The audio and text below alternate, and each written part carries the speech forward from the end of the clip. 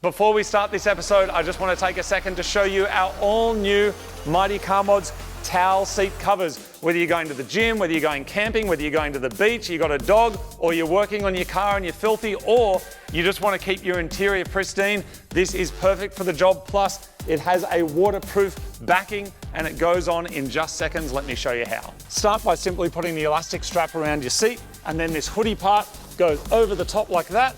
Straighten it down, and you've now got something that's not only super comfortable, it's also waterproof on the back, which means if you or your passenger are squirting, nothing will go and damage the seat. Now, these are available with worldwide shipping, plus we've got discounts if you get 2 of them. They're available right now at mightycarmods.com, so jump on there and have a look. All right, I hope you enjoy the episode. Hey everybody, and welcome to another episode of Mighty Car Mods. I'm down here at Castle Hill Performance with my Ford Falcon XR8, in my opinion, the best vehicle ever made. Biggest problem, the engine went kablamo when I was out at a drift night, so that has to be fixed. What are we going to put in there? Well, last episode, we built this. This is an LS1, a Chevy. Now, I know what you're saying, that thing comes in a Holden Commodore. In fact, I ripped that out of a shitty old Monaro, but now that is going in there to make the ultimate Holden-powered Ford Falcon. Let's go.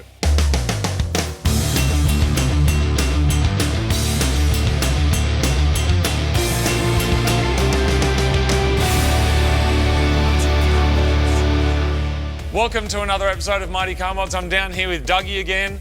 He is the LS Whisperer, or in this case, the LS Shouter, because this thing's going to make some epic noise now that it's cammed. We built this last episode.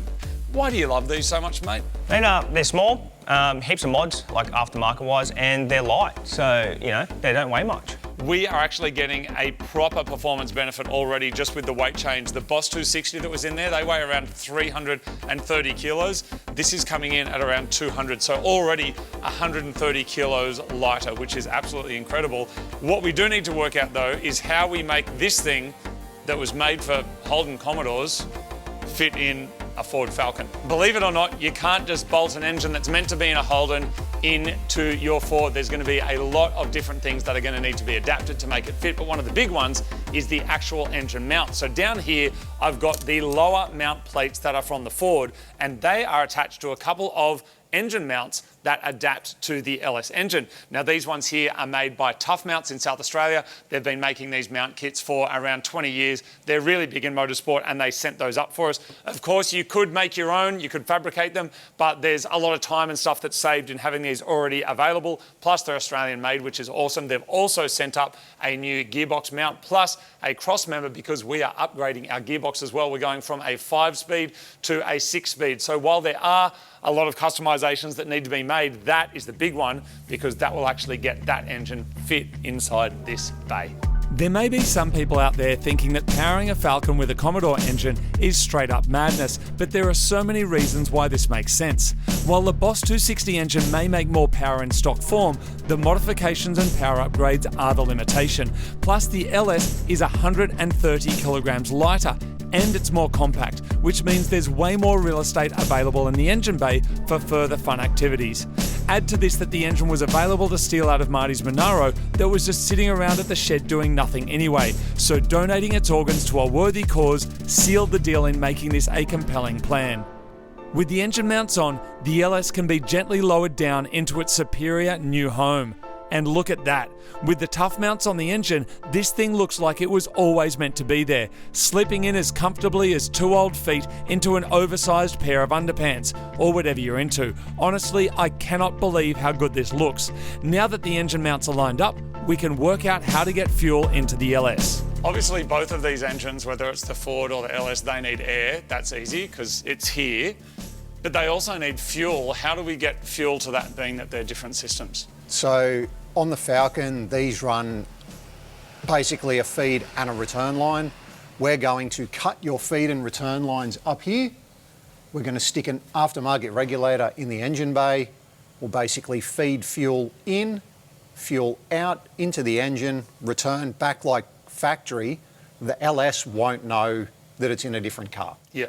Because the LS, it's not normally a return system, is it? No, the LS is a deadhead system, whereas your Falcon is a return system. Okay. So once we do that, that engine will still think, if it had a brain, that it's in a Monaro. Yeah, it'll have absolutely no idea that it's in a Falcon, In the superior body. some would say. Petrol as we know it is basically made out of seafood, and Marty doesn't like seafood, which is why he doesn't deserve any technology that uses it, such as this engine. Prehistoric plankton died hundreds of millions of years ago and then basically got compressed and cooked with sediment. Then in the 1800s, a bunch of Germans worked out that you could make the seafood explode inside a cylinder and turn some wheels around with it.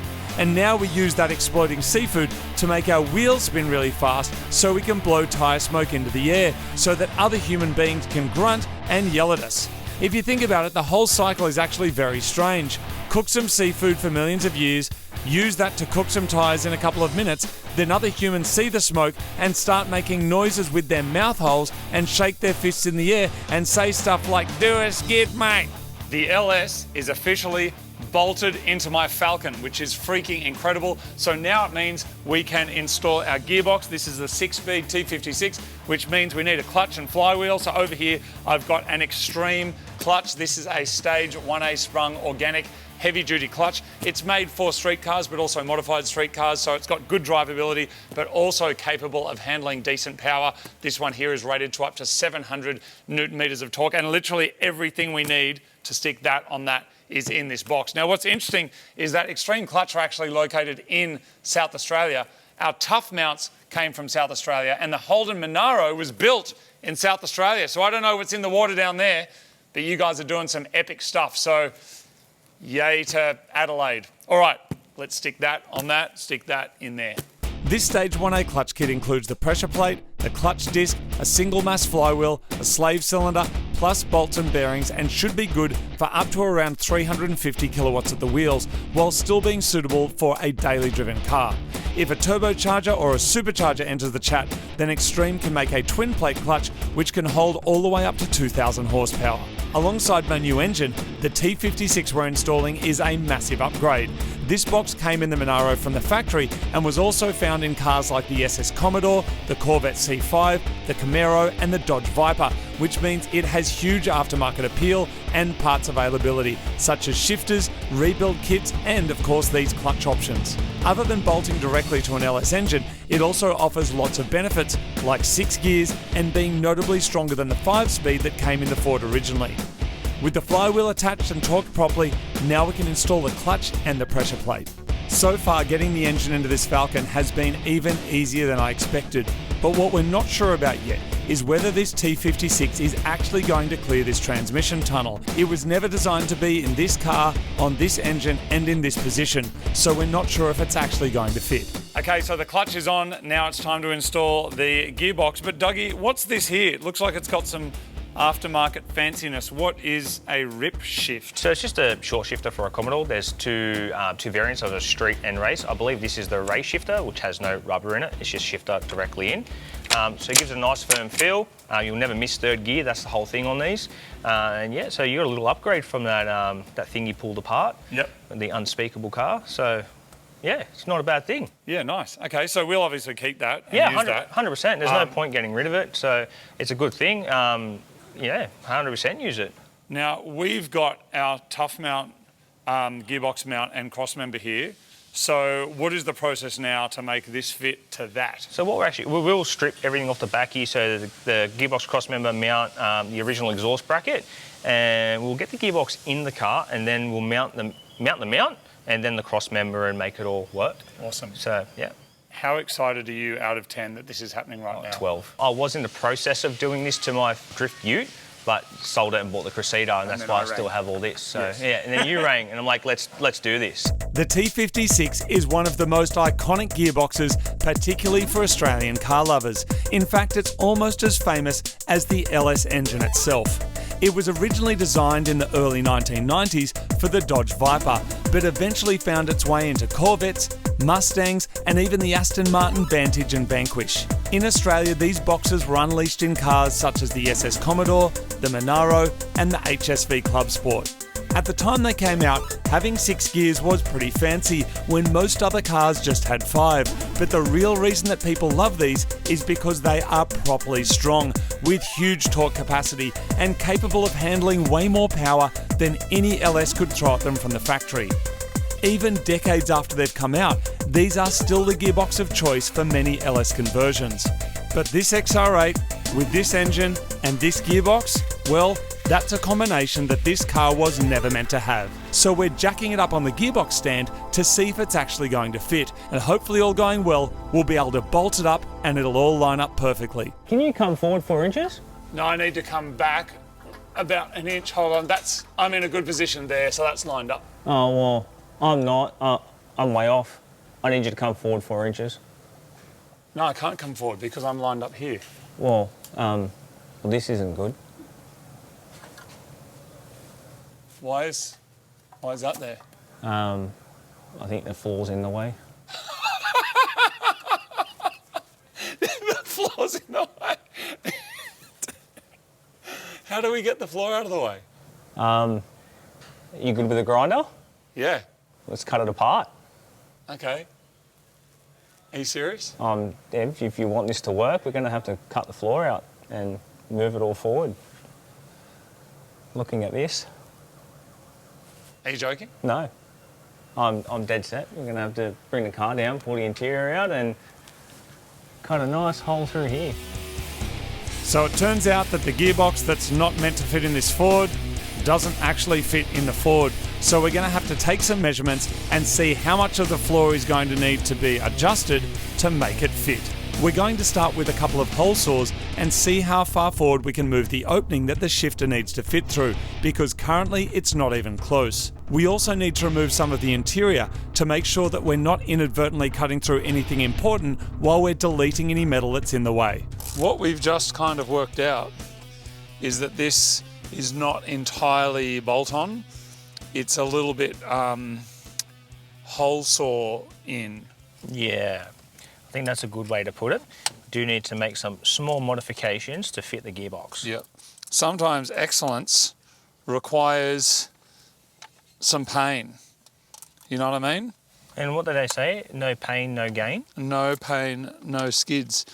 So basically, we just have to move this whole assembly, well, where it pops through needs to come forward around, what do we work out? About 4 inches? About 4 Yeah, inches. something like that. So we're in the process of just checking out what real estate we've got to play with here, and then we're going to put the car back up and just put a big bloody hole in it. Yeah, put a hole saw it through the bottom. I think that should be out That should now. just lift out, yeah. So if that is ready to go, that should come out. We've worked out that this part of the car right here is in the way, which means it doesn't need to exist anymore, so we can cut it out and throw it in the bin. The easiest way to do this is with a hole saw, and then we'll trim off any edges that are left. We also need to get a big hammer and start hitting things that are in the way, slowly expanding the transmission tunnel to make way for our T56. While this originally wasn't on our bingo card for the day, it still has been a relatively easy process getting the LS into the car. And as long as the gearbox now fits, then we will be ready to move on to the next step. So we've made a small adjustment with a nibbler and a hole saw, and now we're going up for round 2. Correct. Hopefully round 2 is our last round. We also spent a little bit of time with a hammer, just making a bit of real estate.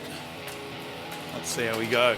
The thing about an LS swapped Falcon conversion is that hardly anyone has done it before, so we're basically figuring it out as we go. If you've got something more common like an LS swapped Sylvia, there's already lots of build threads and guides and information out there.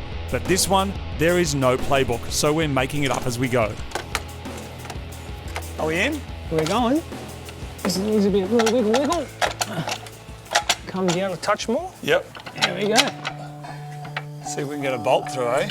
It's worth pointing out that this engine probably only exists in Australia because of Ford. You see, back in the 1960s, Holden believed that 6 cylinders was all that Aussies needed, until Ford started stuffing their V8s into Falcons.